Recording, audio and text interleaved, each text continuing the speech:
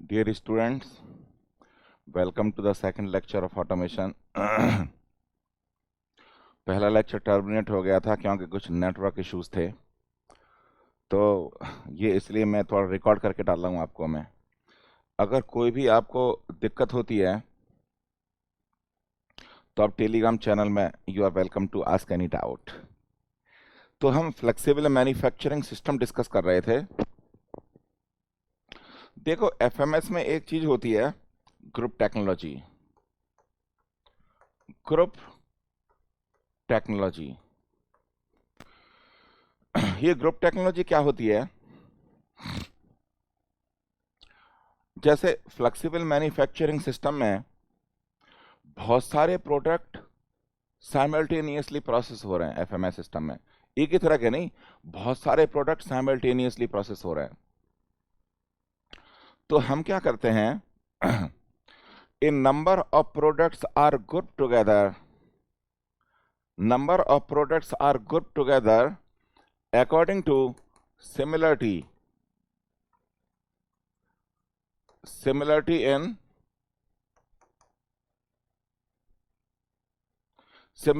Manufacturing. जैसे आपको 20 millimetre diameter का होल चाहिए और 20 मिलीमीटर डायमीटर होल जो है 4 प्रोडक्ट में है।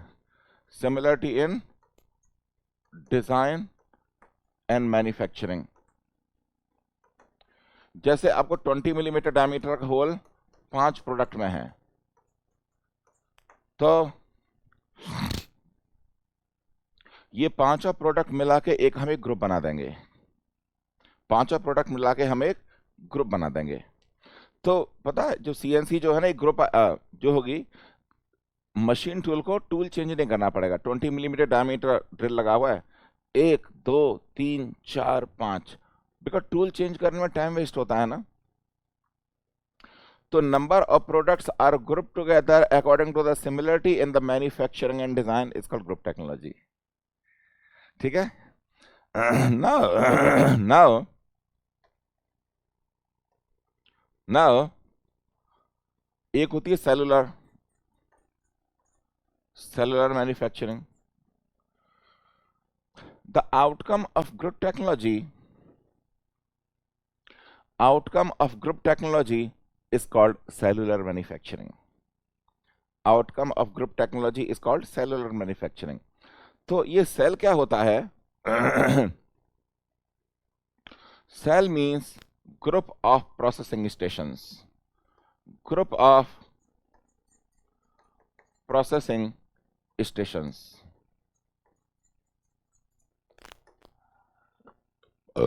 Group of processing stations. तो a cell can be a single machine और a cell can be a group of processing stations। यानी एक ग्रुप को प्रोसेस करने के लिए कितनी मशीन गई, उसको बोलते हैं सेल। तो ये था आपका फ्लेक्सिबल मैन्युफैक्चरिंग सिस्टम। हमारा जो पहला ऑटोमेशन का लेक्चर है वो 30 मिनट का था, उसमें कुछ नेटवर्क इशू थे, तो थोड़ा ये आपका इंट्रोडक्शन देना भूल गया था। ग्रुप टेक्नोलॉजी क्या होता है और सेलुलर मैन्युफैक्चरिंग क्या होता है ना। ये क्रैश कोर्स है। तो क्रैश कोर्स में 2 टाइप के सिस्टम होते हैं, एक होता है ओपन लूप सिस्टम, दूसरा होता है close loop system. Open loop system and close loop system. Open loop system होता है स्मॉल कैपेसिटी मशीन्स के लिए, स्मॉल और मीडियम कैपेसिटी मशीन के लिए, और क्लोज लूप सिस्टम होता है हैवी ड्यूटी मशीन्स के लिए। ये ऐसा नहीं है कि हर जगह एक ही सिस्टम यूज होता हो। ओके। तो जो हमारा ओपन लूप सिस्टम होता है, it is meant for small और मीडियम कैपेसिटी मशीन्स, और ओपन लूप सिस्टम में हम यूज करते हैं स्टेपर मोटर्स। स्टेपर मोटर्स ये पर्टिकुलर सेक्शन गेट के लिए बहुत इंपॉर्टेंट है। ये पर्टिकुलर सेक्शन गेट के लिए बहुत इंपॉर्टेंट है। ठीक है। और जो क्लोज लूप सिस्टम होता है उसमें फीडबैक डिवाइस होती है, जैसे हमारा उसमें सर्वो मोटरीज होते हैं। सर्वो मोटर ने लेटर से बोला कि 4.85 मिलीमीटर मूव करना है, उतना मूव नहीं हुआ, तो उसके फीडबैक डिवाइस आती है जो सर्वो मीटर को एडजस्ट करती है। So heavy duty machines we use servo motors, and small and medium capacity machines there is a open loop system and we use stepper motors। तो ये ओपन लूप सिस्टम होता क्या है, जब signal आया उसका होता है एक एम्पलीफायर, जो सिग्नल आया वो इसको एम्पलीफाई करता है, एम्पलीफायर। और एम्पलीफायर के बाद में होता है एक ट्रांसलेटर, एम्पलीफायर के बाद में होता है एक ट्रांसलेटर। ये ट्रांसलेटर क्या होता है, जो कंटिन्यूअस सिग्नल है उसको ब्रेक करता है पल्सेस में। Depending upon the intensity of the signal the translator breaks the signal into number of pulses. तो let us say fp is the frequency of pulses coming out of the translator। जो signal है उसको pulse में break करता है, translator के बाद में fp is the frequency of pulses coming out of the translator. ये होगा नंबर ऑफ पल्सेस पर सेकेंड, ऐसे फ्रीक्वेंसी होती है इसकी, ठीक है ना।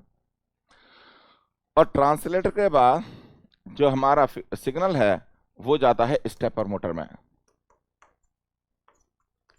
Stepper motor is connected to table, stepper motor is connected to table, और ये हमारा है लीड स्क्रू, ये हमारा लीड स्क्रू। तो देखो काम कैसे करती हैं चीजें। अगर आप स्टेपर मोटर देखें,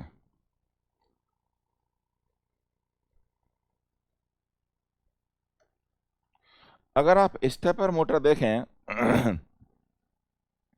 उसका एंड व्यू, स्टेपर मोटर में नंबर ऑफ स्लॉट्स होते हैं। स्टेपर मोटर में नंबर ऑफ स्लॉट्स होते हैं कुछ ऐसे।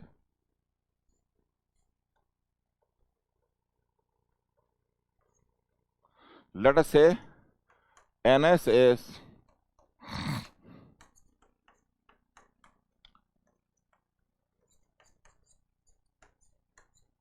ns is number of slots on stepper।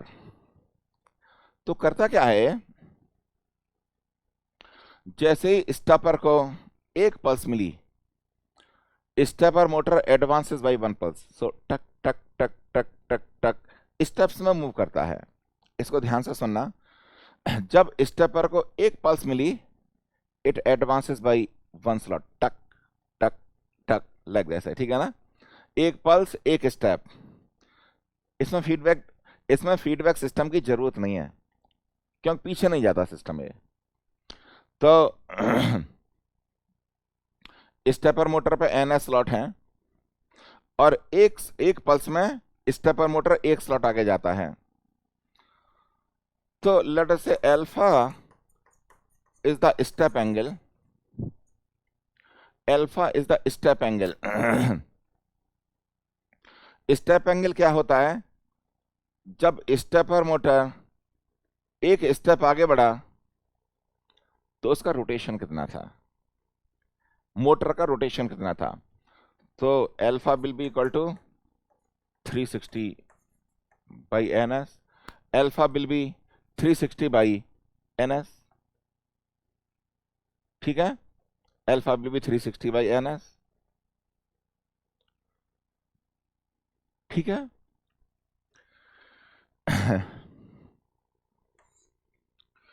जो ट्रांसलेटर मेरा ये पल्स जनरेट कर रहा है, लेट अस से ट्रांसलेटर ने टी टाइम तक पल्स जनरेट की, टी टाइम तक पल्स जनरेट की। So total number of pulses is nothing but fp into t. Total number of pulses is fp into t. ठीक है, एक पल्स में इतना rotation, total rotation will be fp into t is the total number of pulses multiplied by step angle. So total rotation of stepper motor is fpt into alpha. ठीक है, इसको छोटा छोटा ना, ऑल द प्रोसीजर काफी simple लग रहा है, पर एग्जाम में आपको कूल हेड रख के इसे सॉल्व करना पड़ेगा, ठीक है ना। और सिमिलरली स्टेपर का आरपीएम निकालेंगे आप तो आएगा 60 fp बाई ns, यह आरपीएम ऑफ स्टेपर। ये से प्रोसीजर करेंगे तो आ जाएगा वो, ठीक है ना। और टेबल स्पीड, टेबल क्या होगा, अगर ये सिंगल स्टार्ट, ये लीड स्क्रू सिंगल स्टार्ट है, सिंगल स्टार्ट लीड स्क्रू का मतलब क्या होता है, एक रोटेशन में लीड स्क्रू मेरा एक पिच आगे जाएगा, इसी को तो बोलते हैं सिंगल स्टार्ट। डबल स्टार्ट क्या होता है, स्टेपर मोटर के एक रोटेशन में दो पिच आगे जाएगा। ट्रिपल स्टार्ट क्या होता है, एक रोटेशन में तीन पिच आगे जाएगा, ठीक है। तो अगर मैं टेबल का वेलोसिटी देखूं, स्पीड देखूं, वो आएगा आपका पिच, इसकी जो पिच है into RPM, RPM of stepper motor. अगर ये डबल स्टार्ट होता ना तो इसे 2 से मल्टीप्लाई कर देता, अगर ये ट्रिपल स्टार्ट होता मैं तो 3 से मल्टीप्लाई कर देता ऐसे, ठीक है। ये सही है ना जो भी है। ये जो शीट है, ये जो शीट है इसको ठीक से ध्यान रखना, और मैं आपको एनकरेज करूंगा कि गेट एग्जाम में एक दिन पहले इस शीट को देखें आप, गेट एग्जाम में एक दिन पहले इस शीट को देखें आप, ठीक है। तो स्टेपर मोटर की कैलकुलेशन हम एक दो सवाल भी से करेंगे, पर मैं आपको सारी पहले थ्योरी कवर कराना चाहता हूं, उसे जब न्यूमेरिकल आने से पहले आपको थ्योरी कवर कराना चाहता हूं पूरी। देखो ये प्रोग्रामिंग कैसे करते हैं, जी एंड एम कोड की प्रोग्रामिंग कैसे करते हैं। तो प्रोग्रामिंग करने से पहले आपको कुछ इंपॉर्टेंट कोड्स याद रखने पड़ेंगे, ठीक है। क्रैश कोर्स देखने के बाद मैं रिकमेंड करूंगा, जो मैंने आपको नोट्स भेजे हैं, जो बहुत सारे करीब मेरे ख्याल से 200-250 लोगों को मैंने पर्सनली मेल के थ्रू अपने नोट्स भेजे हैं, उसमें ऑटोमेशन के नोट्स हैं। उन ऑटोमेशन के पूरे नोट्स को एक बार पढ़ लेना, ऑटोमेशन के पूरे नोट्स को एक बार पढ़ लेना, ठीक है ना। क्रैश कोर्स में हम जो इंपॉर्टेंट चीज है वही टच कर रहा हूं, ठीक है। Now in writing programming using G and M code, और you can say CNC programming, इसके ऊपर सवाल आते हैं भाई, गेट में आते हैं सवाल इसके ऊपर। तो ये सेक्शन भी उतना ही इंपॉर्टेंट है जितना स्टेपर मोटर वाला था, ये सेक्शन भी उतना इंपॉर्टेंट है जितना स्टेपर मोटर वाला कैलकुलेशन इंपॉर्टेंट थी। तो देखो इसमें दो तरह के कोड होते हैं। इसमें दो तरह के कोड होते हैं।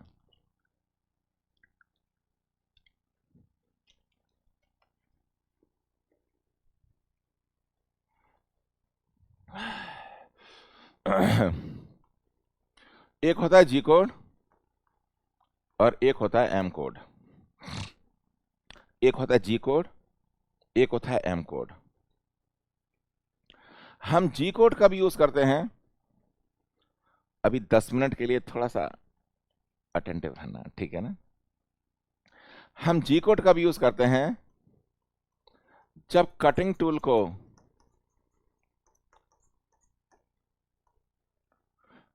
को डायरेक्शन देनी होती है। हम जी कोड कब यूज करते हैं? जब कटिंग टूल को डायरेक्शन देनी होती है। और हम एम कोड कब यूज करते हैं? जब मशीन टूल को डायरेक्शन देनी होती है। जब मशीन टूल को डायरेक्शन देनी होती है।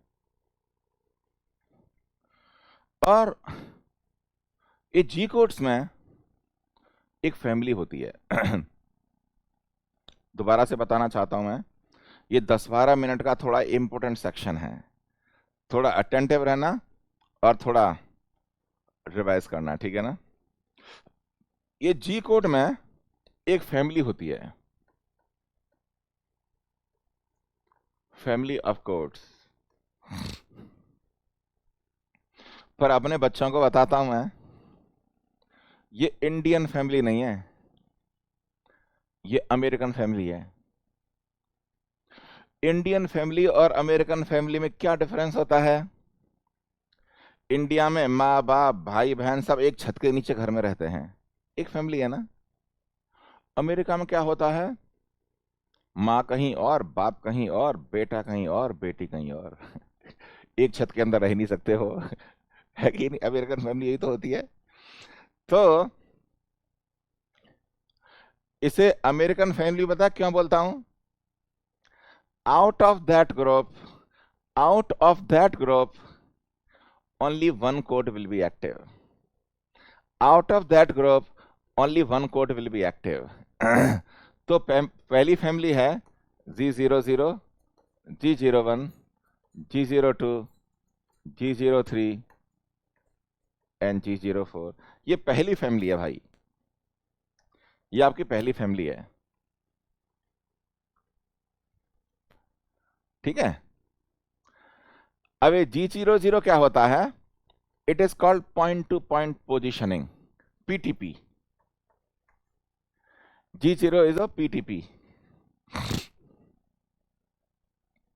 जब G00 कमांड, देखिए एक ब्लॉक में इस फैमिली में से सिर्फ एक ही कोड एक्टिव होगा। एक ब्लॉक में, what is a block? One line of instruction is called block. अब ब्लॉक क्या होता है? One piece of information.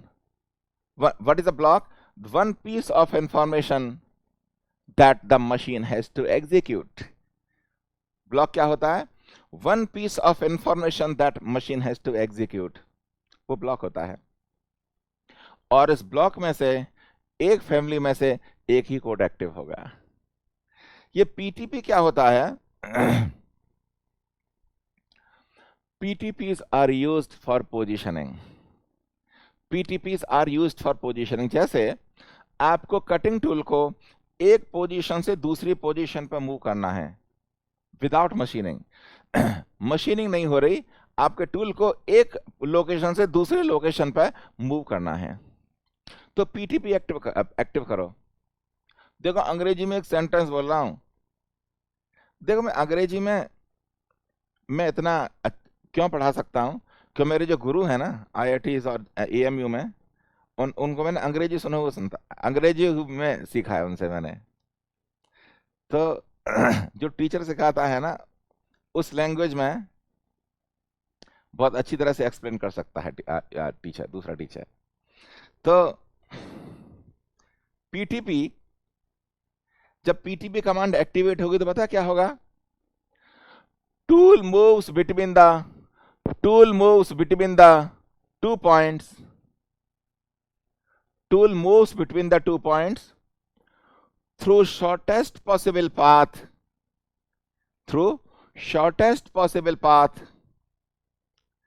and the maximum available speed on the controller।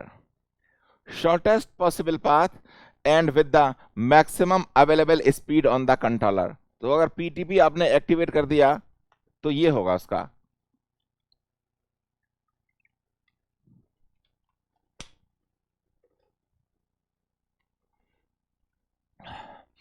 G01 is the linear interpolation.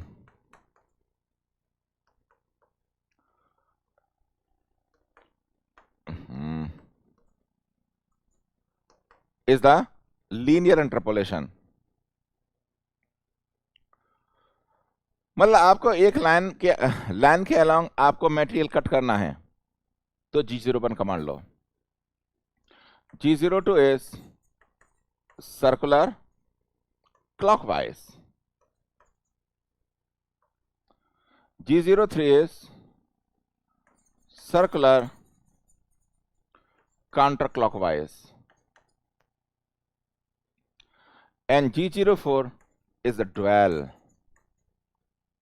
G02 is clockwise circular, G03 is a counterclockwise circular. अब ये dwell क्या होता है? Dwell मतलब एक जगह रुक के आप टूल आपका कट कर रहा है। ये ड्वेल कब यूज करेंगे?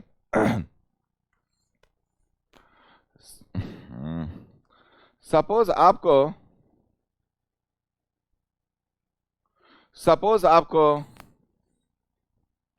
शार्प कॉर्नर्स कट करने हैं, तो मेरा कटिंग टूल इस डायरेक्शन में जा रहा है,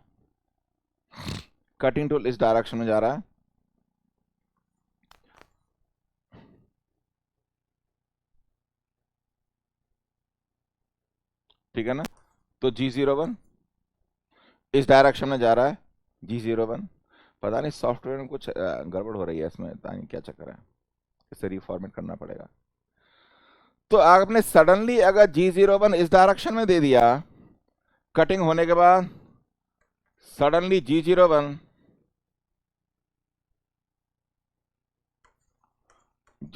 इस डायरेक्शन में दे दिया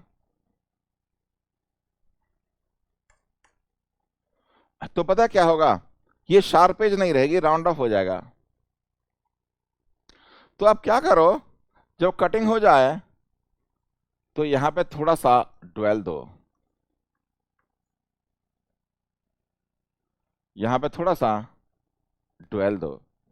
सो ड्वेल हम कब यूज करते हैं? when the sharp corners has to be cut, तब ड्वेल देते हैं, ठीक है? तो ये पहली फैमिली है, 5 मेंबर की फैमिली है, और एक ब्लॉक में only one code will be active at any point of time, ठीक है? दूसरी फैमिली होती है G90, G91, G92। ये हमारी दूसरी फैमिली है। G90 का मतलब we are writing program in absolute mode,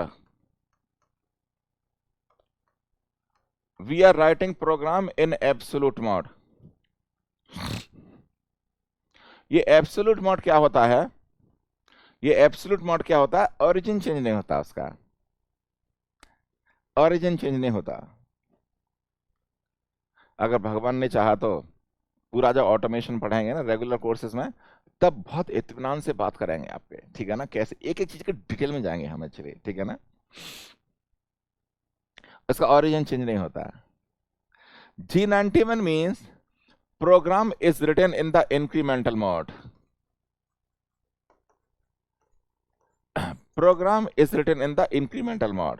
ये incremental mode क्या होता है? Last machining spot becomes the origin for the next machining spot.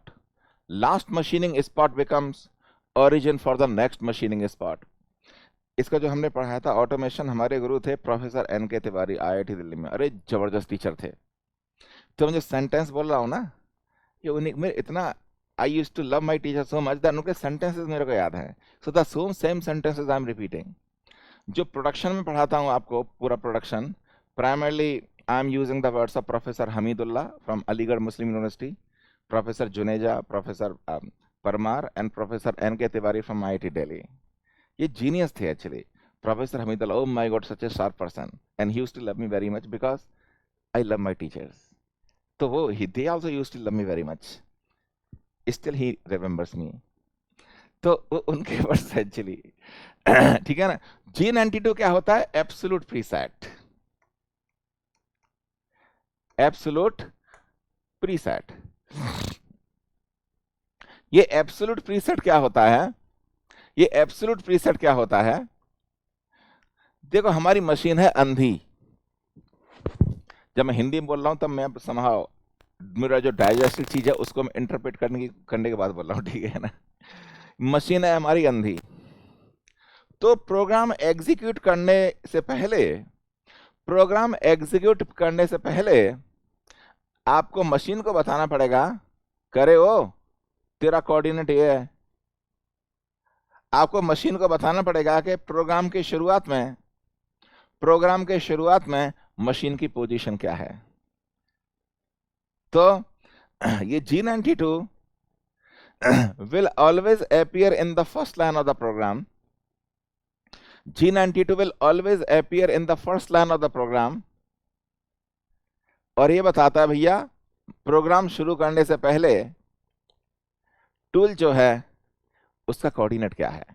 Programme शुरू करने से पहले हमारा जो टूल है उसका कोऑर्डिनेट क्या है वो बताता है. And it will always appear in the first line of the program. जब आप एक्चुअल प्रोग्राम लिख रहे हैं तो जो हमारा G92 पता कहां देते हैं? जहां पे टूल मैगजीन है. जो टूल मैगजीन की लोकेशन है ना उसको हम G92 को कोऑर्डिनेट देते हैं. ठीक है ना. तो ये आपका ये फैमिली है.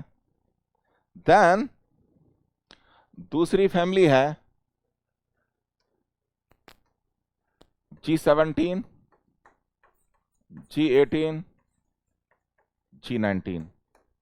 ये दूसरी फैमिली है. G17 का मतलब machining is taking place in XY plane. G18 means XZ plane and G90 mean YZ plane. तो ये बताता है आपको कि आपकी मशीनिंग हो रही है वो कौन से प्लेन में हो रही है. जो मशीनिंग हो रही है वो कौन से प्लेन में हो रही है. और जो नेक्स्ट फैमिली है वो बहुत इंपॉर्टेंट है. मतलब उस फैमिली में से only one code will be active at any point of time. ठीक है ना. तो हमारी जो नेक्स्ट फैमिली है that is a family of canned cycles.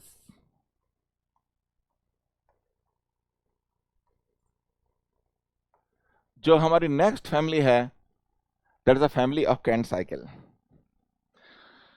ये कैंड साइकिल क्या होता है? जैसे आप लोग आजकल हर कॉलेज प्रोग्रामिंग सिखा रहा है. सी प्रोग्रामिंग, पाइथन वगैरह हर कॉलेज हर ब्रांच को सिखा रहा है. ठीक है ना. सब India is going mad now. They have forgotten engineering. Initially India was the leader in engineering. Now they are losing engineering and they are going for this mad rush.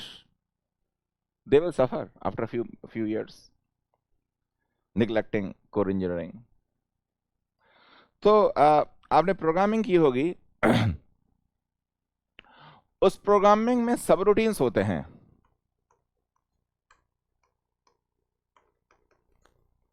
ये सब रूटीन्स होते हैं.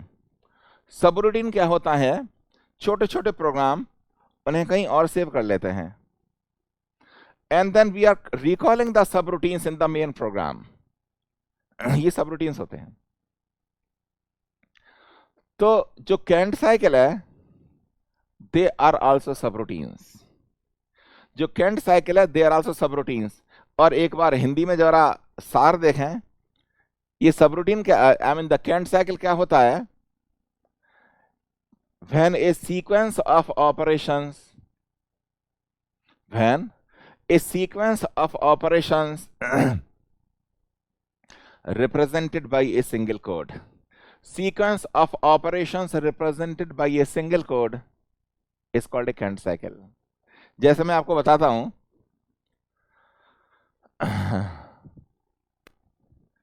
ये आपका वर्क पीस है, ये आपका work है, और टी इसकी थिकनेस है, टी इसकी थिकनेस है। तो जब भी आप कैंट साइकिल एक्टिवेट कर रहे हो जब भी आप कैंट साइकिल एक्टिवेट कर रहे हो,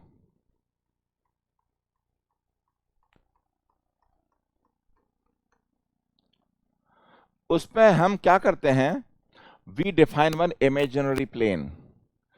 एक डिस्टेंस पे हम इमेजिनरी प्लेन डिफाइन करते हैं, and that plane is called rapid plane. जब भी आप कैंट साइकिल एक्टिवेट कर रहे हो तो वर्कपीस के ऊपर हम एक इमेजिनरी प्लेन डिफाइन करते हैं, उस इमेजिनरी प्लेन को बोलते हैं रैपिड प्लेन। तो होता क्या, जब भी कैंट साइकिल एक्टिवेट की आपने, जब भी आपने कैंट साइकिल एक्टिवेट की, तो पता क्या होगा, जहां भी टूल है, जहां भी टूल है, वहां से बहुत फास्ट, फास्ट का मतलब fastest possible speed available on the controller, fast means fastest possible speed available on the controller, वो रैपिड प्लेन तक आएगा, रैपिड प्लेन तक आएगा। और रैपिड प्लेन से फीड स्टार्ट होती हैं, रैपिड प्लेन से फीड स्टार्ट होती है। तो आप ये देखो, ड्रिलिंग की कैंट साइकिल देखना चाहें, ड्रिलिंग की, तो जहां भी टूल था रैपिड प्लेन तक बहुत फास्ट आया, रैपिड प्लेन से फीड स्टार्ट हुई, मशीनिंग के बाद quickly tool comes back to the rapid plane, quickly tool comes back to the rapid plane. ये सारा सीक्वेंस ना, टूल रैपिडली आया, फीड से ड्रिल किया और वापस रैपिड प्लेन पे आ गया, इसको G81 से डेजिग्नेट करते हैं। तो whenever G81 code is activated, ये तीनों ऑपरेशन एक साथ हो जाएंगे। फास्ट आया, फीड से कट किया, कट हो गया होल, उसके बाद फास्ट से रैपिड प्लेन पे आ गया, and after coming to rapid plane, tool waits for the next instruction, tool wait for the next instruction। तो ये आपकी कैंट साइकिल है ड्रिलिंग की। ये रीमिंग की कैंट साइकिल क्या होगी, ये रीमिंग की कैंट साइकिल क्या होगी, टूल फास्ट आया, फीड से कट किया, कट होने के बाद फीड से ऊपर गया। क्योंकि देखो, reaming is a finishing operation. अगर टूल को रोटेट करेंगे, इट में hit the finish part because of unbalanced forces, tool में hit the finish part and spoil the surface finish. तो उसे मतलब फीड से ले जाओ, जल्दी नहीं आ तो तोड़ सकता है वो। Canned cycle for broaching, broaching क्या होता है, फास्ट आया, फीड से किया और उसे स्टॉप करो, टूल को पूरा स्टॉप करो और फीड से वापस ले जाओ, ठीक है। सो ये कैंट साइकिल क्या होती है, sequence of operation, sequence of operation represented by a single code, sequence of operation represented by a single code is called Kent cycle। और उस Kent cycle को एग्जीक्यूट होने के बाद टूल मेरा रैपिड प्लेन पे आ जाएगा and it will wait for the next instruction. अगर Kent cycle आपको यूज नहीं करनी, जैसे आपका काम खत्म हो गया, Kent cycle आपको अगर यूज नहीं करनी तो उसको पहले कैंसिल करो। Before using any other command you need to cancel the Kent cycle। इसको ध्यान रखना, if you are not using any Kent cycle, you have to cancel the Kent cycle before using any other command.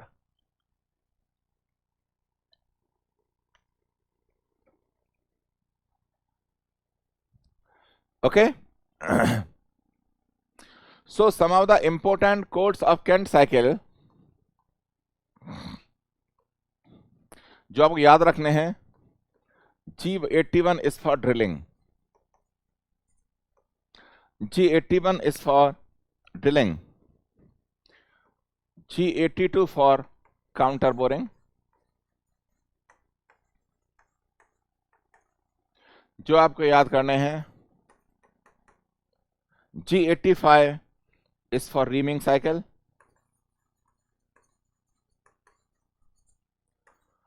G86 is a boring cycle. And G80 is to cancel Kent cycle. G80 is to cancel Kent cycle. हम एक छोटा सा programme बनाएंगे इसके बाद, जिससे आपको चीजें क्लियर आएंगी. मैं छोटा सा प्रोग्राम बनाऊंगा इसके बाद, जिससे कि चीजें क्लियर हो जाएं. ठीक है ना? तो ये इंपॉर्टेंट Kent साइकिल कोड हैं जो आपको याद करने हैं. ठीक है ना? Now important M codes. तो मैं एक क्रैश कोर्स में वही कोड डिस्कस करूंगा जो आपको याद करना है. ठीक है ना? M02 is used for stopping the programming. मतलब प्रोग्राम टर्मिनेट हो जाएगा उसके बाद. तो M02 will appear in the last line of the program. M02 will appear in the last line of the program. M03 means spindle on in clockwise direction. M04 spindle on in counterclockwise direction. M05 spindle off. Spindle off. M07, oh sorry, it is M05.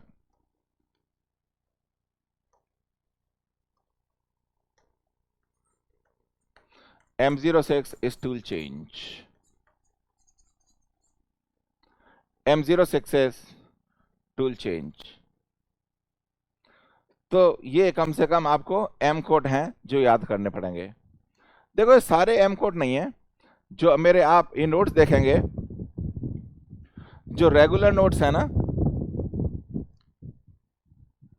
जो regular notes है मेरे, उसे देखेंगे तो उसमें बहुत सारे codes मैंने डिस्कस कर रखे हैं.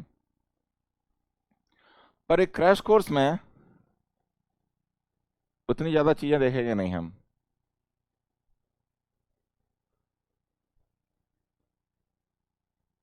ठीक है?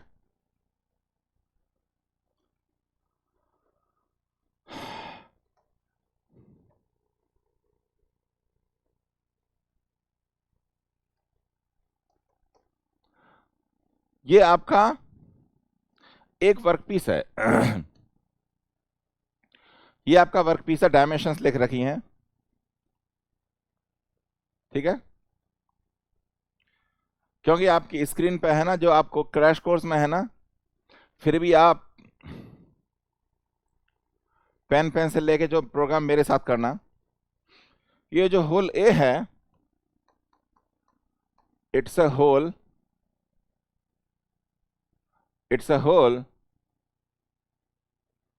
of 20 millimeter diameter. और ये जो होल बी है ना, बी होल ये है, ये काउंटर बोरिंग ऑपरेशन है. ये काउंटर बोरिंग ऑपरेशन है. ये 20 है, इस मेन्यू के नीचे चला गया है, और ऊपर आ 28 है. And it's a 5 millimetre deep. It's ये 5 मिलीमीटर डीप 28 मिलीमीटर डायमीटर का है counter bore. Counter boring operation क्यों करते हैं? काउंटर बोरिंग ऑपरेशन क्यों करते हैं हम? जो हमारा बोल्ट हेड और नट है ना, जो असेंबली के अंदर चला जाए। तो जो ए है it's simply hole of 20 millimetre diameter, और डायमेंशन दे रखी है, ये 45 है, 120, 55, 250। और जो होल बी है it's a counter boring operation, ठीक है ना। और यहां पे एक स्लॉट है, slot is 20 millimetre wide and 4 millimetre deep. जो हमारा एक स्लॉट है 28 मिलीमीटर वाइड है और 4 मिलीमीटर डीप है, और जो होल है ये 10 मिलीमीटर, तो देखो स्ट्रेट कट है, 10 मिलीमीटर स्ट्रेट कट, और उसके बाद आर्क है 20 मिलीमीटर का, 20 मिलीमीटर का आर्क है। तो इसको मशीन करने के लिए मेरे को प्रोग्राम बनाना है। ये छोटा प्रोग्राम है, और मैं इंसिस्ट करूंगा भाई सब लोग देखें मेरी तरफ स्क्रीन पे कि हो क्या रहा है। ये छोटा प्रोग्राम है, ठीक है, प्रोग्राम छोटा है ये, तो सब लोग मेरी तरफ देखें एक्चुअली यहाँ पे कि मैं प्रोग्राम कैसे बना रहा हूं, ठीक है ना। बी होल है काउंटर बोरिंग,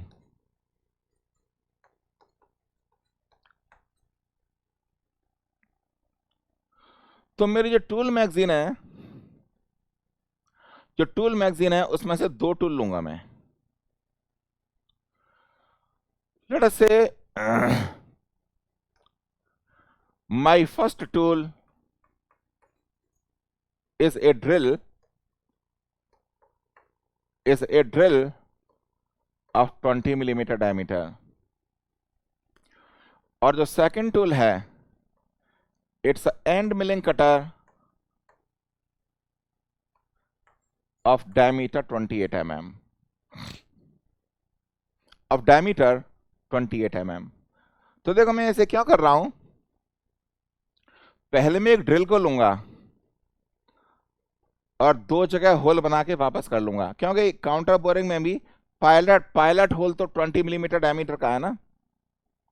तो मैं 20 मिलीमीटर डायमीटर का ड्रिल लूंगा, 2 जगह होल बना के वापस ले आऊंगा मैं टूल चेंज करूंगा, और टूल चेंज करने के बाद मैं 28 मिलीमीटर डायमीटर का एंड मिलिंग कटर ले लूंगा, 28 मिलीमीटर डायमीटर का एंड मिलिंग कटर ले लूंगा, उससे मैं काउंटर बोरिंग ऑपरेशन करूंगा,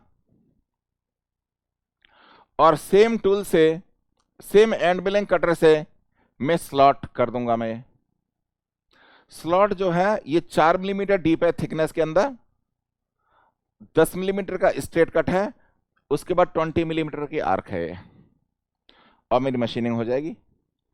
अब प्लेट की थिकनेस 15 मिलीमीटर है, प्लेट की थिकनेस है आपकी 15 मिलीमीटर, ठीक है ना। तो देखो मैं ड्रिलिंग ऑपरेशन और काउंटर बोरिंग ऑपरेशन करूंगा मैं, तो मेरे को कैंट साइकिल एक्टिवेट करनी पड़ेगी मेरे को कैंट साइकिल एक्टिवेट करनी पड़ेगी। तो कैंट साइकिल के लिए मैं रैपिड प्लेन ले आऊंगा, और मैं एज्यूम कर रहा हूं ये मेरे हाथ में सब चीजें, ये मेरे हाथ में कि जो रैपिड प्लेन है it is 2 millimetre above the surface of अर्थ।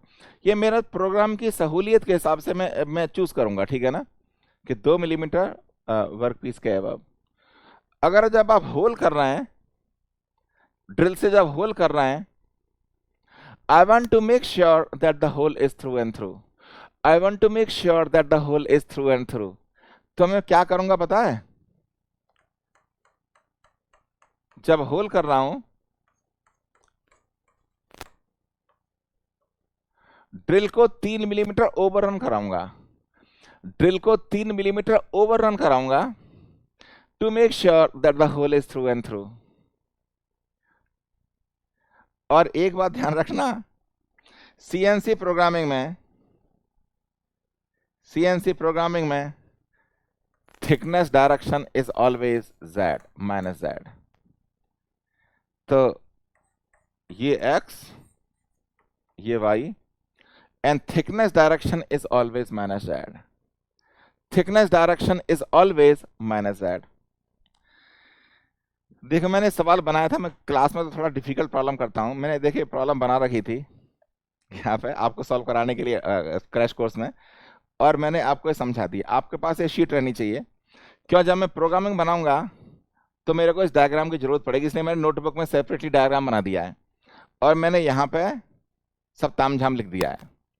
तो मैं थोड़ा 30 सेकंड का मैं रुक रहा हूँ जिससे आप बना सकें, क्योंकि देखिए ये लाइव क्लासेस और ये ना हम जो आपके डाउट क्लियर कर रहे हैं ना, इसका पर्पज यही होता है आप पेन पेंसिल लेके आप खुद कर सकें चीज़ों को। तो मैं 30 सेकंड के लिए पॉज कर रहा हूँ, आप सब लोग ये जो बोर्ड पे है सब लिखो पहले, उसके बाद प्रोग्रामिंग बनाएंगे। सब लोग लिखो, क्योंकि आपने नहीं लिखा तो प्रोग्रामिंग बहुत मुश्किल हो जाएगी आपके लिए, प्रोग्रामिंग बहुत ही मुश्किल हो जाएगी अगर आपने साथ साथ नहीं चला था। इसमें सारी डायमेंशन होनी चाहिए आपके पास, सारी डायमेंशन होनी चाहिए आपके पास। मैं रुका हुआ हूँ 30 सेकंड के लिए, साइड में मैं इसलिए हो गया हूँ जिससे कि कोई हिंड्रेंस नहीं आए आपकी कॉपी करने के लिए। अगर आपको कोई क्वेश्चन है तो टेलीग्राम में मेरे को टैग कर सकते हैं, आई विल आंसर। टेलीग्राम में मेरे को टैग कर सकते हैं, I will answer those question, ठीक है ना।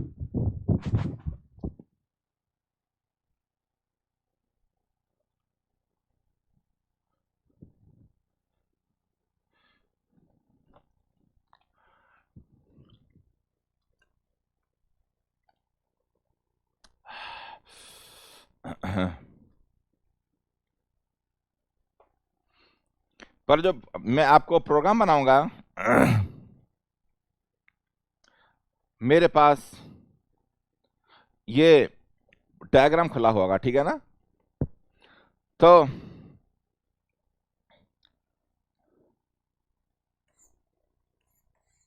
ये थिकनेस है, ये ओरिजिन है, ये ओरिजिन है, 0 0 0 0 0 0। तो देखो जिसका डायग्राम नहीं बना वो थोड़ा वीडियो को पॉज कर ले, क्योंकि this particular section is going in the record mode.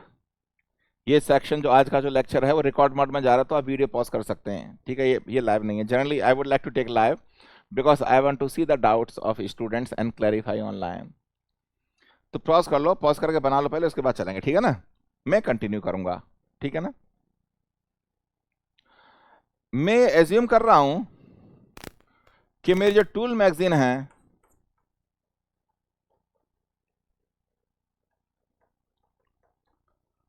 जो टूल मैगजीन है that is 100 millimeter above origin, that is 100 millimeter above origin, जहां पे हम टूल चेंज करते हैं, that is 100 millimeter above origin। और जनरली जो एक्चुअल प्रोग्राम होता है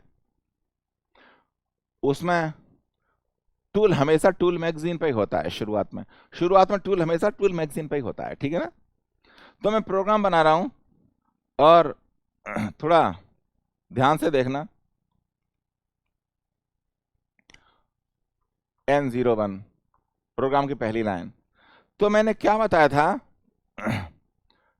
बताया था आपको, that G92 will appear in the first line of the program, G92 will appear in the first line of the program to tell the machine where the tool is situated, to tell the machine where the tool is situated। और tool हमारा कहाँ है, tool magazine पे है, और tool magazine कहाँ है, origin से 100 मिलीमीटर ऊपर। तो G92 X0 Y0 Y0 Z100, origin से ऊपर Z प्लस आता है और थिकनेस डायरेक्शन में Z माइनस आता है। किसी भी प्रोग्रामिंग में thickness direction of workpiece is minus that direction और ऊपर आता है प्लस दैट डायरेक्शन। इसे ध्यान रखना आप, ठीक है। Now what you do, M06 tool change, आप पहला टूल ले लो, टूल मैगजीन में T1 लोकेशन पे क्या है, ड्रिल रखा हुआ है। एट T2 लोकेशन पे क्या रखा है, and mill of 28 millimetre diameter. तो आप जो ये वाला पेज है ना, उसको देखते रहना। मैं प्रोग्राम इस प्लानिंग के हिसाब से बनाऊंगा। कैसे बनाऊंगा मैं, आपने पहले 20 मिलीमीटर डायमीटर का ड्रिल लिया, ये होल किया, ये होल किया, वापस लेके आ गए, टूल चेंज किया, एंड मिलिंग कटर डाला, काउंटर बोरिंग किया और सेम एंड मिलिंग कटर से स्लॉट बना दिया, मशीनिंग हो गई। तो अब मैं क्या कर रहा हूं, ये दोनों होल ड्रिल कर रहा हूं, ठीक है ना। तो ड्रिलिंग ऑपरेशन है, ड्रिलिंग ऑपरेशन है। मैं प्रोग्राम एब्सोल्यूट मोड में बनाना चाहता हूं, तो G90 आ गया। एब्सोल्यूट मोड मतलब हमारा ओरिजिन चेंज नहीं होगा।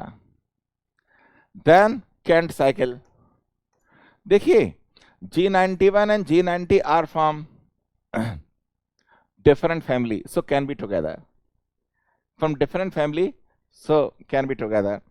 आपको क्या देना है, आप इसके कोऑर्डिनेट देना है आपको, x40 y45, ठीक है। तो कैंट साइकिल मैं यहां पे देखो कोऑर्डिनेट यहां देख लेता हूं, मेरे पास डेटा लिखा हुआ है x40 y45।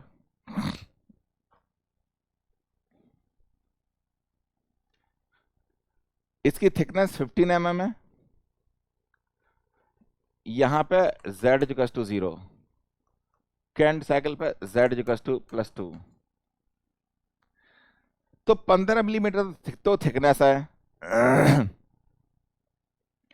और मैं 3 मिलीमीटर एक्स्ट्रा मूव करना चाहता हूं, मैं 3 मिलीमीटर एक्स्ट्रा मूव करना चाहता हूं, to make sure that the hole is through and through.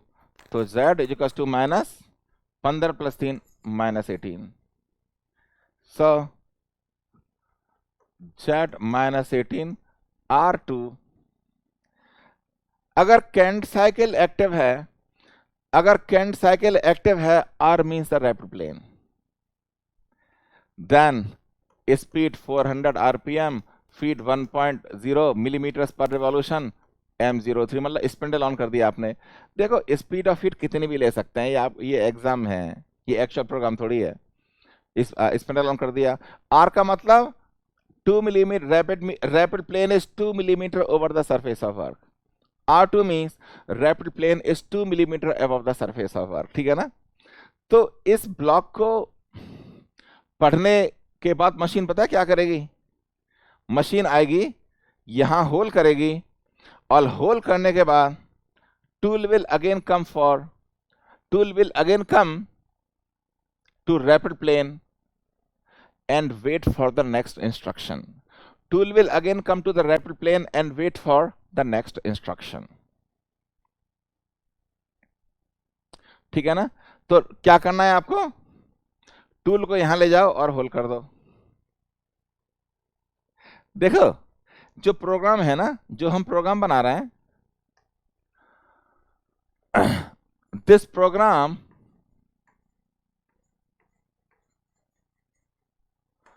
is the word address format. This program is in the word address format.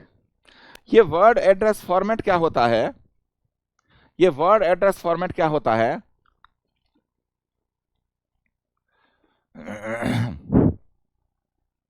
ये word address format क्या होता है, नेक्स्ट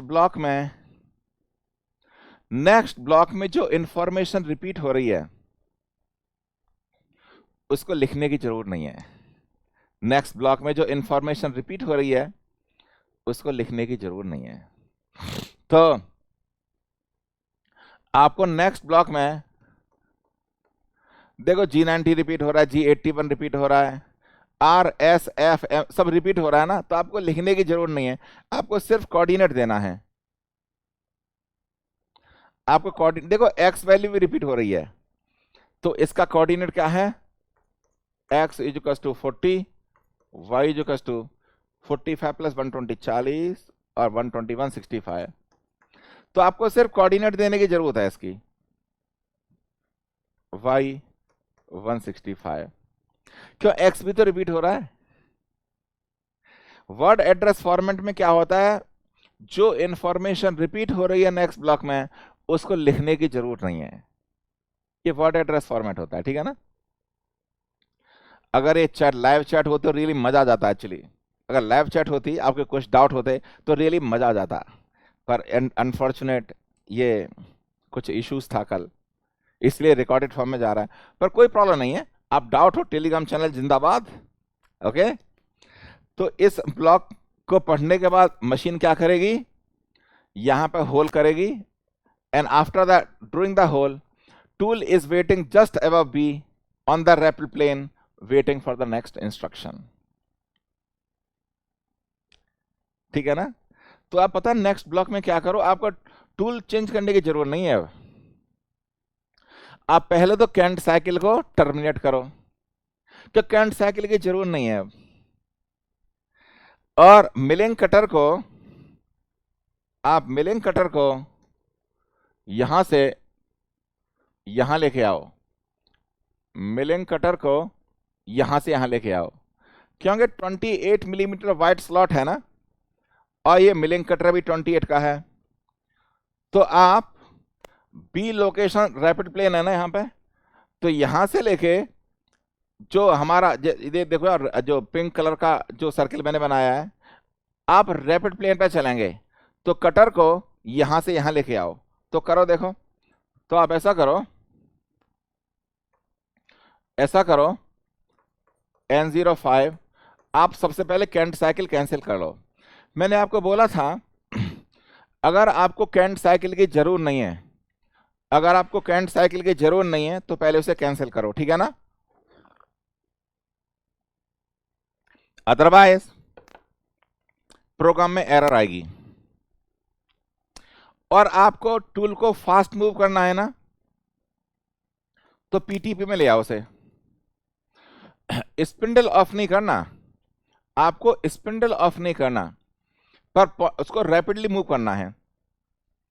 आपको किस पॉइंट तक रैपिडली मूव करना है, इस पॉइंट तक, ये वाला पॉइंट।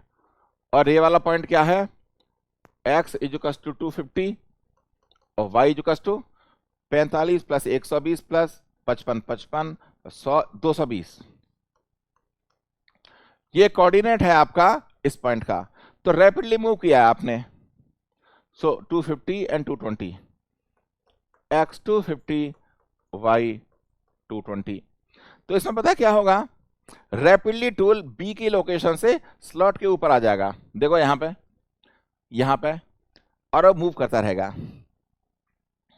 एक बात ध्यान रखना, टूल रैपिड प्लेन पे था, और रैपिड प्लेन कहां है, rapid plane is 2 millimetre above the work, यानी यहां पर कटर जो मूव कर रहा है, जो वर्क पीस से 2 मिलीमीटर ऊपर मूव कर रहा है, वर्क पीस से 2 मिलीमीटर ऊपर मूव कर रहा है।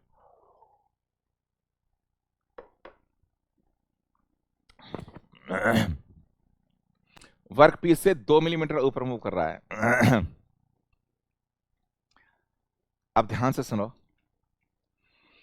कटर मूव कर रहा है 2 मिलीमीटर ऊपर, तो मेरा जो स्लॉट है वो 4 मिलीमीटर डीप है। ध्यान से सुन रहे हो ना आप, जो मेरा कटर है वो 4 मिलीमीटर डीप है, 10 मिलीमीटर का स्ट्रेट स्लॉट है, और कटर 2 मिलीमीटर ऊपर है। तो देखो कैसे, मेरे हाथ की तरफ देखो, कटर मूव कर रहा है, तो उसे इंक्रीमेंटल मोड में ले आओ आप, वो इजी रहेगा। तो कटर को 6 मिलीमीटर नीचे लाओ, 6 मिलीमीटर क्या, 2 millimetre rapid plane, 4 millimetre inside, 6 millimetre नीचे लाओ और 10 मिलीमीटर ऐसे कट करो, 6 मिलीमीटर नीचे लाओ, 10 मिलीमीटर ऐसे लाओ, तो 10 मिलीमीटर का स्ट्रेट स्लॉट कट हो जाएगा। तो करो। अब इंक्रीमेंटल मोड ले लेते हैं, जो इंक्रीमेंटल मोड में प्रोग्रामिंग करना इजी रहेगा, हमें इजीनेस देखनी है।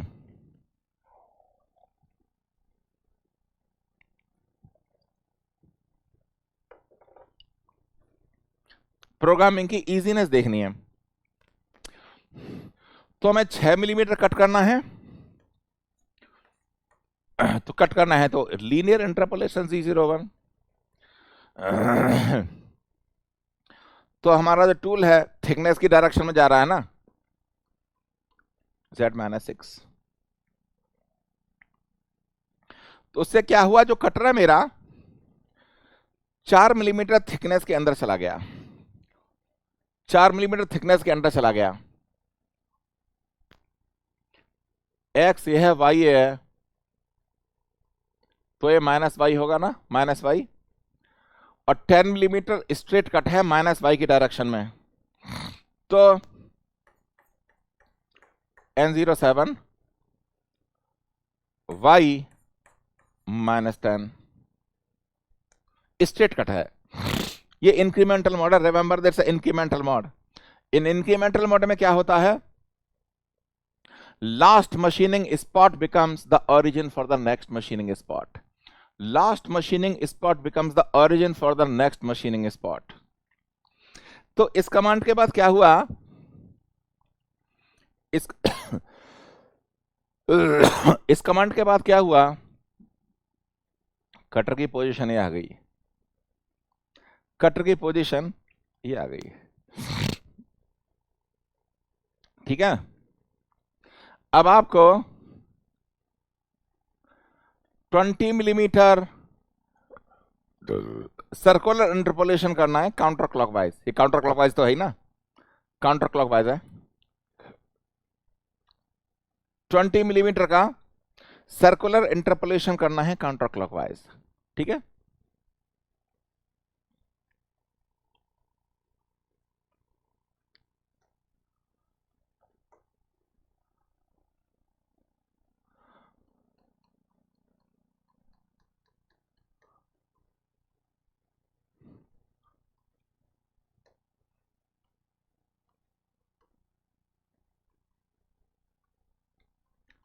Let us say coordinate x1, y1 are the initial coordinate, x2, y2 are the final coordinate, origin is I, j, x, y की वैल्यू I, j है, सर्कुलर इंटरपोलेशन। सर्कुलर इंटरपोलेशन तीन तरह से लिख सकते हैं हम, सर्कुलर इंटरपोलेशन तीन तरह लिख सकते हैं। सर्कुलर इंटरपोलेशन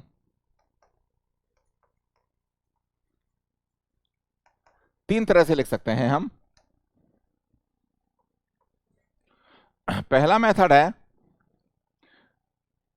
क्योंकि काउंटर क्लॉकवाइज डायरेक्शन है तो G03 होगा, काउंटर क्लॉकवाइज डायरेक्शन है। तो देखो G03 x2 y2 r, मतलब आप फाइनल कोऑर्डिनेट दो,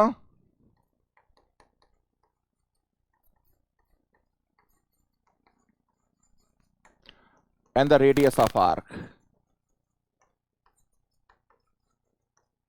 मैं आपको ये बताना चाहता हूं, आर मैंने पहली कमांड्स में भी यूज किया है, आर यहां भी यूज कर रहा हूं, आर मैं यहां भी यूज कर रहा हूं। देखो, if Kent cycle is active, if Kent cycle is active, R is rapid plane. अगर Kent साइकिल इस ब्लॉक में है, R रैपिड प्लेन डिनोट करता है। अगर सर्कुलर इंटरपोलेशन एक्टिव है, अगर सर्कुलर इंटरपोलेशन एक्टिव है, R is the radius of arc. इसे भूलना मत। कभी अरे सर पहले आर था अब आ रहा है, अरे भैया पहले आर था क्योंकि वो Kent साइकिल एक्टिव थी, वो रैपिड प्लेन था। अगर सर्कुलर इंटरपोलेशन एक्टिव है, R is radius of arc. दूसरा मेथड होता है circular interpolation x1 y1 x2 y2 and r. This is the initial point coordinate, it's the final coordinate, and the radius of arc, ऐसे भी लिख सकते हैं आप उसे। तीसरा मेथड होता है final coordinate and coordinate of the centre, centre coordinate, और इट्स अ फाइनल कोऑर्डिनेट। तो तीनों में से कोई यूज कर सकते हैं आप, क्योंकि देखो अलग अलग कंट्रोलर की अलग अलग फिलॉसफी होती है, अलग अलग कंट्रोलर की अलग अलग फिलॉसफी होती है, तो आप कोई सा यूज कर सकते हैं इसमें से, ठीक है ना। तो सर्कुलर इंटरपोलेशन में आओ आप, काउंटर क्लॉकवाइज है तो G03, G03। और देखो यहां पे आपने क्या किया है, यहां आपने क्या किया है, आपने इंक्रीमेंटल मोड एक्टिवेट कर रखा है, आपने इंक्रीमेंटल मोड एक्टिवेट कर रखा है, तो ये 0 0 हो जाएगा। Last machining spot becomes the origin for the next machining spot. ये रेडियस आपका 20 है, तो एक्स वाई कोऑर्डिनेट ऐसे ही तो है यहाँ पे, तो x is to 20, y is to -20, क्योंकि देखो अगर ये ओरिजिन है, x ऐसे है y ऐसे है, तो x इज टू 20 हो गया, ये -y डायरेक्शन आ गया, ऐसा ही तो है। तो इसे लिख सकते हैं हम ऐसे, आप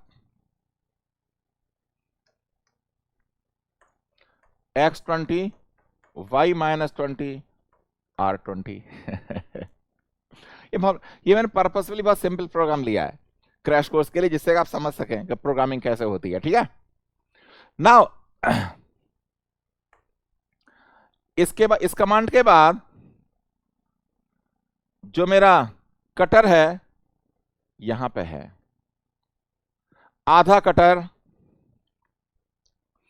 कटर वर्कपीस के अंदर है, पर हमारी मशीनिंग हो गई, कटर को हमें निकालना है सेफली, पर वर्कपीस टूटना नहीं चाहिए। तो क्या करो, कटर को थोड़ा ऊपर उठाओ, थोड़ा ऊपर उठाओ, और वापस टूल मैगजीन की पोजीशन पे ले जाओ। कटर को थोड़ा ऊपर उठाओ और वापस टूल मैगजीन की पोजीशन पे ले जाओ। तो N09, ओह कलर जरूर नहीं चेंज करने की, तो इंक्रीमेंटल ऑन है, तो G00 Z10 ऊपर उठा लिया, और हमें मालूम नहीं है भैया कटर की पोजीशन क्या है अभी, तो PTP में ले आओ, PTP में ऑलरेडी है, तो एब्सोल्यूट मोड में ले आओ, तो इसे एब्सोल्यूट मोड में ले आओ, G90 एब्सोल्यूट मोड में ले आओ, और एब्सोल्यूट मोड में लाके X0 Y0 Z100, यानी आपका जो कटर है टूल मैगजीन पर चला गया, प्रोग्राम खत्म। N11 M02, ये प्रोग्राम बन गया आपका। वंस अगेन, क्योंकि लाइव नहीं है, रिकॉर्डेड जा रहा है आपका, तो जो भी दिक्कत है मेरे को टेलीग्राम चैनल में बताओ, जो भी दिक्कत है टेलीग्राम चैनल में बताओ, ठीक है ना। Otherwise I love to answer questions of students. तो मैं एक्चुअली बिना, मेरे को अजीब सा लगता है अगर मैं आपके क्वेश्चन आंसर नहीं करता, तो ठीक है ना। तो अब जो भी क्वेश्चन है आपका मेरे को टेलीग्राम चैट में जरूर बताना, और इस पर्टिकुलर क्योंकि रिकॉर्डेड है ना, इस पर्टिकुलर लेक्चर की भी चैट देखूंगा बाद में। जनरली मैं जो ऑलरेडी मेरे लाइव लेक्चर हैं जो यूट्यूब पे अवेलेबल हैं क्रैश कोर्स में, उसकी चैट देख नहीं पाता, कितने लेक्चर की चैट देखोगे आप, पर जब ये अपलोड होगा उसको 3-4 दिन तक मैं चैट देखूंगा, मैं जो सवाल है चैट में डालो, मैं चैट में रेस्पॉन्ड करूंगा इसको मैं, ठीक है ना, स्पेशली इस पर्टिकुलर लेक्चर की, क्यों मैं स्टूडेंट का थोड़ा भला चाहता हूं मैं। तो ये प्रोग्राम बन गया, तो ये ऑटोमेशन का ये क्रैश था। हम थोड़े सवाल बनाते हैं इसमें, थोड़े सवाल बनाते हैं इसमें थोड़ा सा, ठीक है, और साथ साथ करेंगे सवालों को। कुछ स्पेस है क्या? हाँ स्पेस है। तो question number 1, in a point to point open loop NC drive a stepper motor of 1.8 degree,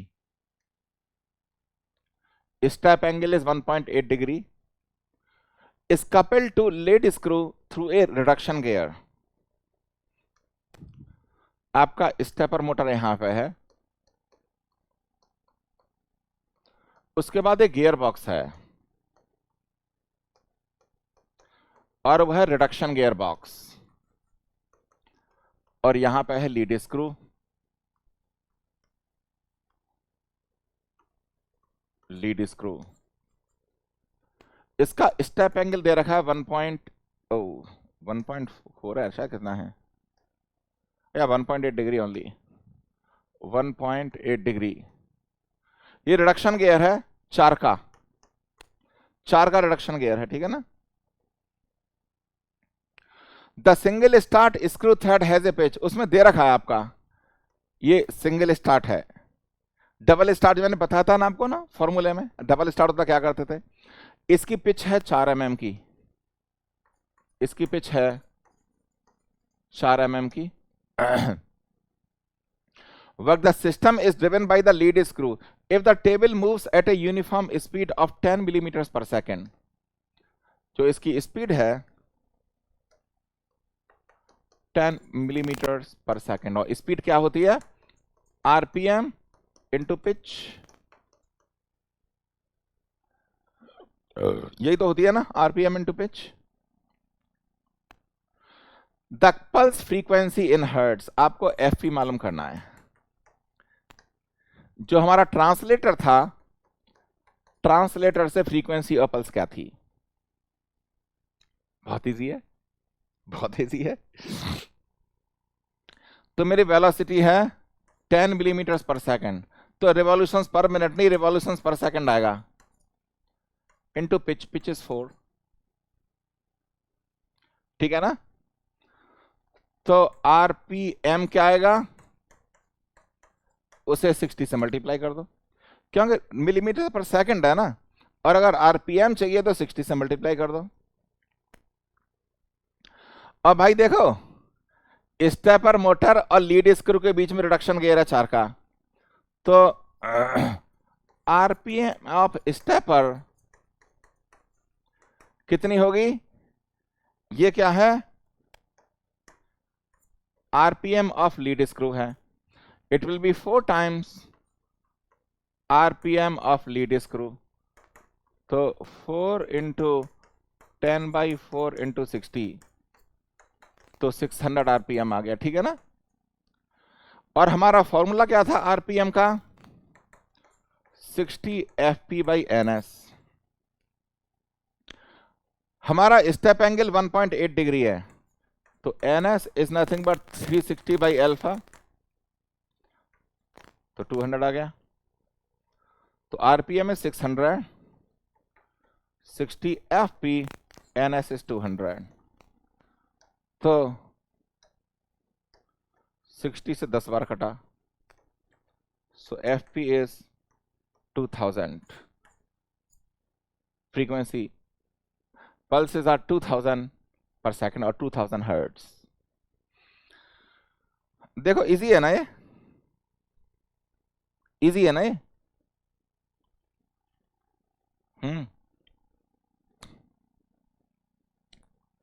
ऐसे क्वेश्चन गेट में बहुत आते हैं, ऐसे क्वेश्चन गेट में बहुत आते हैं। तो जो मैंने फॉर्मूला बताया, अगर उसी पर फोकस करेंगे आप, जो फॉर्मूला बताया उस पर फोकस करेंगे, तो चीजें बहुत इजी रहेंगी आपके लिए। जैसे मैंने एक एक करके समझाया आपको ना स्टेपर मोटर का, अगर उसको फॉलो करेंगे तो चीजें आपके लिए बहुत इजी रहेंगी, ठीक है। नेक्स्ट क्वेश्चन देखो, नेक्स्ट क्वेश्चन देखो, थोड़ा पढ़ लो इसे, आप इसे पढ़ लो आप। नेक्स्ट क्वेश्चन क्या है, a tool of a NC machine has to move along a circular arc. देखो ऐसे क्वेश्चन के लिए आप डायग्राम बनाया करो,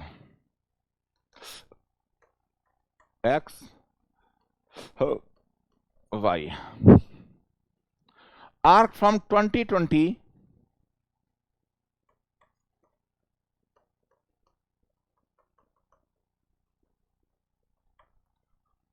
ये आपका पॉइंट आ गया 2020। ऐसे क्वेश्चन गेट में बहुत आते हैं। एरर फ्री रहने के लिए आप डायग्राम ड्रॉ करो। 2 10 10 पदी पदी तेलुगु में।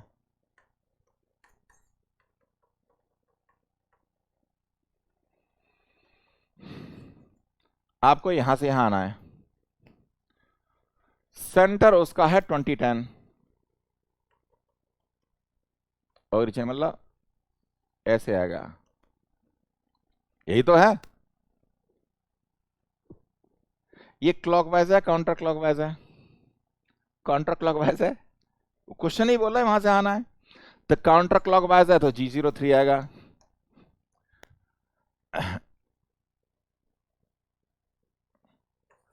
सी करेक्ट ना? मैंने आपको बताया था कि लीनियर इंटरपोलेशन 3 तरह से कैसे डिफाइन करते हैं, तो कितना इजी है ये। गेट में क्वेश्चन सारे इजी होते हैं, पर आपको दिमाग में थोड़ा सा ठंड रखनी पड़ती है। दिमाग में थोड़ी सी ठंड रखनी पड़ती है, क्वेश्चन सारे इजी होते हैं, ठीक है ना? क्वेश्चन सारे इजी होते हैं, दिमाग में थोड़ी सी ठंड रखनी पड़ती है बस, ठीक है? सब लोग इजी है क्योंकि क्वेश्चंस भी बहुत इजी हैं, तो कोई प्रॉब्लम तो नहीं होनी चाहिए आपको। इस क्वेश्चन को पढ़ो, कितना इजी क्वेश्चन है, देखो पढ़ो इस क्वेश्चन को। सेम स्टेपर मोटर का क्वेश्चन है, स्टेपर मोटर का क्वेश्चन है, मैं सॉल्व करूंगा, पहले पढ़ो इसे आप, पहले पढ़ो, हम सब साथ में सॉल्व करेंगे इसे।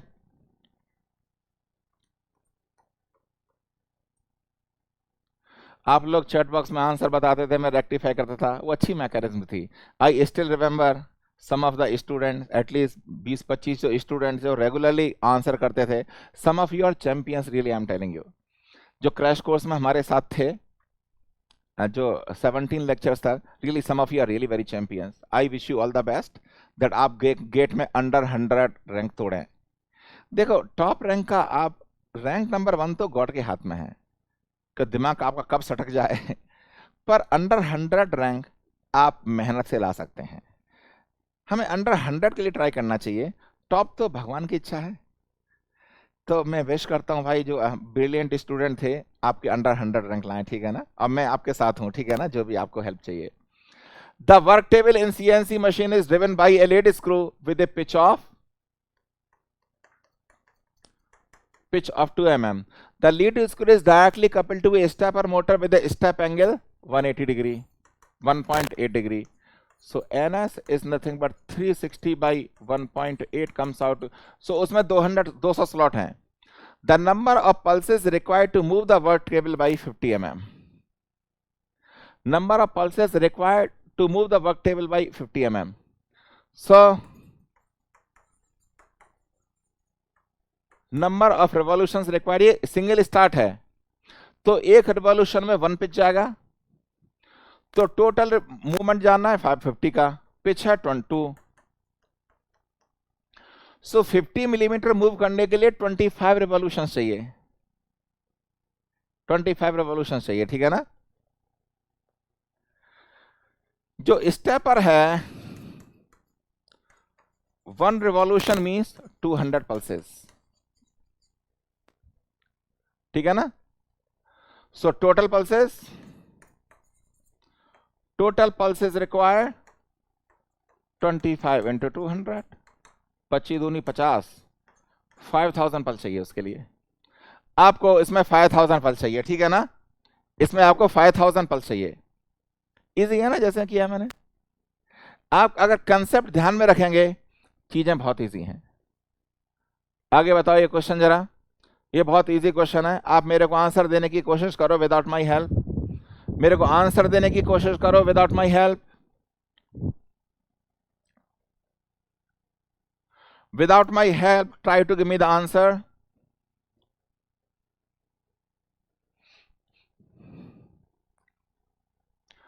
A point P on CNC machine P is controlled XY stage movement to another point Q using the coordinate system shows in the figure below. The rapid positioning command Z0, आपको यहां से यहां जाना है, ठीक है ना।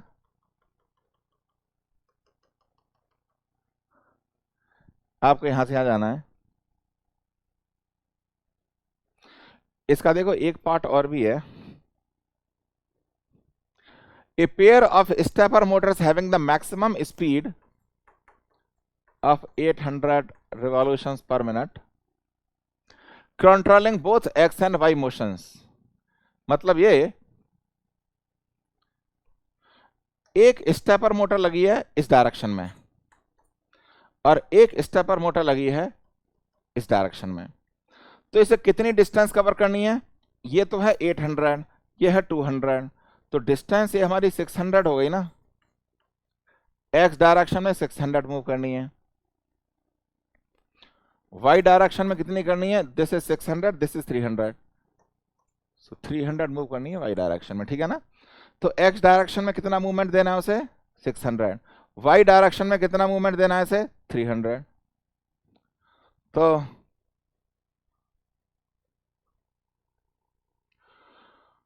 पिच है इसकी 0.5 mm। The time needed to position the point P to Q is, ठीक है। तो हमारा स्टेपर मोटर के आरपीएम है 800, तो टोटल वेलोसिटी कितनी होगी? आरपीएम करो इसमें, जहां पे ना एन रखो इसे, एन। सो एन इंटू पी, 800 इंटू 0.5, तो 400 मिलीमीटर्स पर मिनट है, 400 मिलीमीटर्स पर मिनट है। तो जो मेरी स्टेपर मोटर एक्स डायरेक्शन में है उसको कितना टाइम लगेगा? आपको मूव करना है 600 मिलीमीटर, अरे सो 600 millimetre divide by the velocity 400, 1.5 minute लगेगा। जो स्टेपर मोटर एक्स डायरेक्शन में है उसको मूव करने में कितना टाइम लगेगा? 1.5 मिनट। जो वाई डायरेक्शन में स्टेपर मोटर है उसको कितना टाइम लगेगा? 300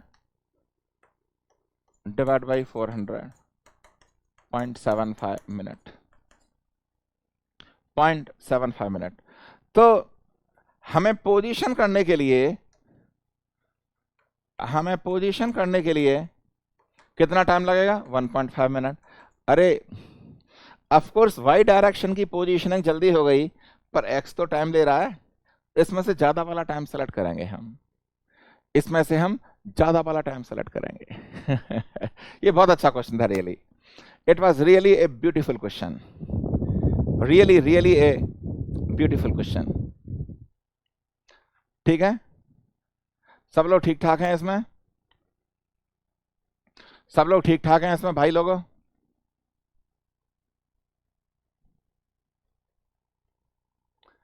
लास्ट क्वेश्चन, लास्ट क्वेश्चन। ऐसे टाइप के क्वेश्चन जैसे मैंने पहले बताया था आपको, आप डायग्राम बनाओ। ऐसे टाइप के क्वेश्चन करने में आप डायग्राम बनाओ, बहुत इजी होगा। अगर डायग्राम नहीं बनाया तो बहुत मुश्किल है। X Y, circular arc on a part profile is being machined on a vertical CNC milling machine। आप मेरे साथ पढ़ो। CNC part program using the metric units with absolute dimensions is listed below। तो देखो, ये पहला कोऑर्डिनेट था 30, 55, 30, 55, ये आ गया पहला कोऑर्डिनेट। देन उसके बाद क्लॉकवाइज सर्कुलर इंटरपोलेशन आया और हमारा टूल कहां तक गया? 50, 35 तक। 50,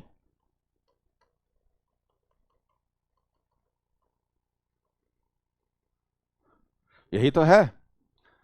तो ये आया क्लॉकवाइज सर्कुलर, G02 से क्लॉकवाइज सर्कुलर से, और उसके बाद दूसरी लीनियर इंटरपोलेशन है, we are not worried about it. Question क्या कह रहा है मेरा, क्वेश्चन पे आओ। The coordinate axis of the centre of the circular, centre कहां है, ये रहा सेंटर, सेंटर क्या है 30 35 आ गया। इसलिए मैंने बोला आपसे ऐसे क्वेश्चन गेट में बहुत आते हैं, आप उसे ड्रॉ कर लो पहले, अगर ड्रॉ हो गया तो आंसर एक झटके में आ जाएगा।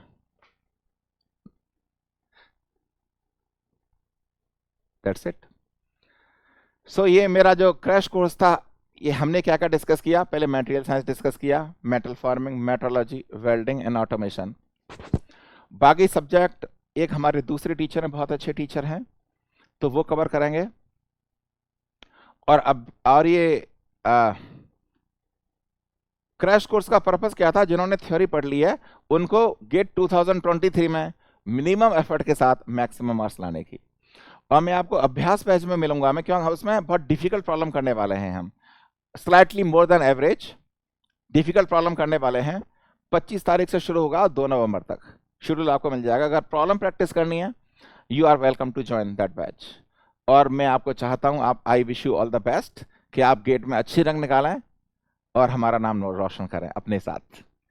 Thank you very much, all the best to all of you.